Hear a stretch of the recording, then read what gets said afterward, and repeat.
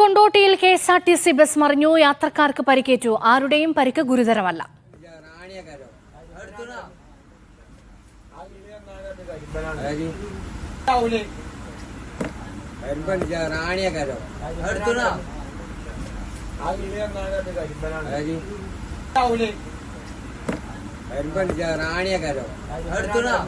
വിവരങ്ങൾ നൽകാൻ സാജിദ് അജ്മൽ ചേരുന്നുണ്ട്. സാജിദ്, എപ്പോഴായിരുന്നു അപകടമുണ്ടായത്?